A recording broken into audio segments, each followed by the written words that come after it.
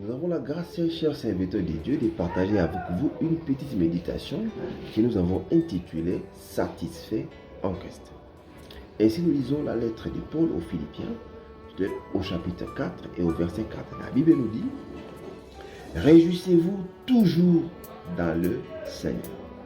En d'autres termes, nous devons nous réjouir en tout temps dans le Seigneur. Notre réjouissance ne devait pas être conditionnée par les vicissitudes de la vie, par les circonstances de la vie. Certes, parfois nous vivons le haut, parfois nous vivons le bas.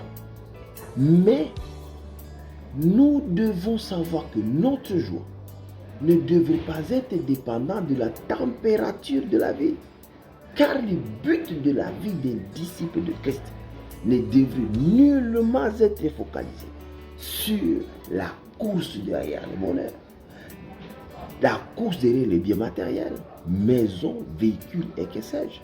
Certains serviteurs aujourd'hui nous ont amené un autre évangile, carrément un autre évangile, en enseignant qu'un serviteur de Dieu et en enseignant au peuple qu'un enfant de Dieu devait être riche, devait être sans problème, exempt de problème, devait avoir tout, devait être la tête et non la queue. Certes, la Bible parle de ces choses, mais cependant nous devons noter que dans le paquet des promesses de Dieu, il y a ce qu'on appelle le déjà, ce que nous avons déjà, et le pas encore.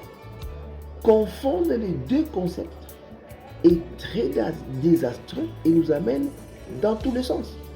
Chers serviteurs de Dieu, nous devons nous armer de l'idée que nous passerons par les eaux. Mais la parole de Dieu nous garantit que ces eaux ne nous submergeront point. Nous armer de l'idée que nous passerons par le feu. Mais ce feu ne nous consumera point. Que dit l'apôtre de Dieu dans Acte 20? Que nous ne devons pas faire cas de notre propre vie. Notre propre vie ne devait pas nous préoccuper si autant. S'il faut la sacrifier, nous devions être prêts à les faire. Les faire pourquoi? Pourvu d'accomplir, chers serviteurs de Dieu, le but pour lequel Dieu nous a appelés sur la terre. Nous devons courir vers cet objectif. Nous devons courir vers cette mission ici sur la terre. Voilà pourquoi, chers bien-aimés, qu'il pleuve ou qu'il neige, nous devons toujours nous satisfaire dans le Seigneur. Que nous mangeons pas, devons toujours être satisfaits dans le Seigneur.